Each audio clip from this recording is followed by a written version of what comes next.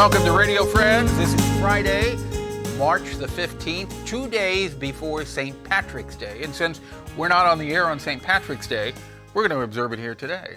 St. Patrick's Day preparations. Hey, Larry Brown, good to have you here. Good morning. Would somebody say you're our special holiday guest? Apparently, yeah. All the big ones. Yeah, you were on for Valentine's Day, and we had quite a few comments about your Valentine's Day story. Several too. It's good. But St. Patrick's Day is this coming Sunday, and you have a special song. Yeah, this is a story about some Irish young men who deserted from the United States military to fight on the side of Mexico in the Mexican War. Mm-hmm. And there have been a dozen songs, and even I think I counted up 10 movies that featured or made emphasis of this event. But I'm going to share one of those songs. What does this have to do with St. Patrick's Day? Well, you'll find out. Oh, the song is going to tell us. You'll find out. All right, so what the name of the song is? The St. Patrick's Battalion. All right, so here's Larry Brown, 2 days before St. Patrick's Day, even though we're observing it today, the St. Patrick's Battalion. My name is John Riley. I'll have your ear only a while. I left my dear home in Ireland. It was death, starvation, or exile. When I got to America, it was my duty to go, to enter the army and slog across Texas to join in the war against Mexico. But it was there in the pueblos and hillsides that I saw the mistake I had made. Part of a conquering army with the morals of a bayonet blade. In the midst of these poor dying Catholics, screaming children, the stench of it all, myself and 200 Irishmen decided to rise to the call. From Dublin City to San Diego, we witnessed freedom denied. So we formed the St. Patrick Battalion, and we fought on the Mexican side. So we formed the St. Patrick Battalion, and we fought on the Mexican side. Well, we marched 'neath the green flag of St. Patrick, emblazoned with Erin go Bragh, bright with the harp and the shamrock, and Libertad a la Republica. 50 years after Wolfe Tone and 5,000 miles away, well, the Yanks called us a legion of strangers, but they can talk as they may.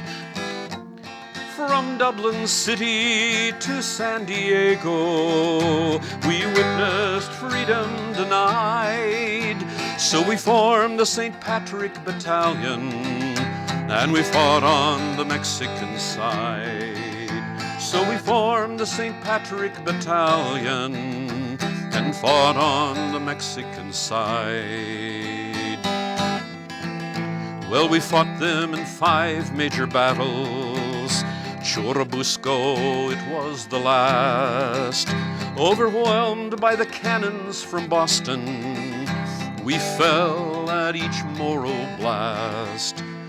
Most of us died on that hillside in the service of the Mexican state. So far from our occupied homeland, we were heroes and victims of fate. From Dublin City to San Diego, and we witnessed freedom denied. So we formed the St. Patrick Battalion and fought on the Mexican side. So we formed the St. Patrick Battalion and fought on the Mexican side. Larry Brown and the St. Patrick's Battalion. These were mostly young Irish men who had fled Ireland because of, again, the economic conditions, famine and starvation. Mm-hmm. Most of them immigrants, but not U.S. citizens. And the U.S. Army was recruiting for the Mexican War, so a lot of them joined. It was pay, it was security. But as they experienced fighting in Mexico, it was like this awakening that occurred, like, wait a minute, we're poor Catholics killing poor Catholics for some other power, some industrial or political power, and said, we're on the wrong side of this fight. So they decided to go across the border. Well, they deserted. Nearly 700 of them, we now know, deserted. There were some Catholic Germans, and there were some others too, and there was an international legion in Mexico, but these guys were an artillery corps, and they did fight significantly. In fact, Zachary Taylor and some of those generals on the U.S. side were complaining about the ferocity and endurance. They fought in several battles all across the border. Finally, in August of 1847, this last battle, most of them were killed or captured. And then in the next year were executed, those that were captured. Some of them even in Mexico City, because the United States had gone ahead and invaded all the way into Mexico City.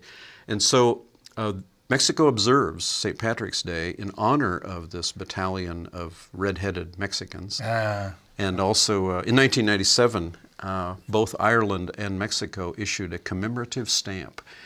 In honor of this battalion. In honor of this battalion. Wow. Yeah. So not only are you a wonderful musician and a storyteller, but you're a historian also. Well, the greatest stories, of course, come out of the past. So any special plans for St. Patrick's Day, Sunday? Well, I thought about maybe a trip to Mexico. Corned beef and cabbage on tortillas. And tortillas on Sunday, right. If you want more information about Larry Brown, you'd like to hear his stories, or you'd like to have him come out and perform for you or your group, how can people get in touch with you? Well, you can reach me at brownstory@hotmail.com, or check out my website, www.brownstory.com. Okay. Get some information. Any special events coming up in this area anytime soon? Well, yes. Later this spring, I'll be a part of the annual St. Louis Storytelling Festival. That'll be at the end of April. Okay. There'll be several days involved there. All right, Larry, thank you so much for coming by. Monday, we're talking about 4-H, our program directed by Travis McMillen of the Reynolds Journalism Institute. Audio is Pat Akers from KBIA.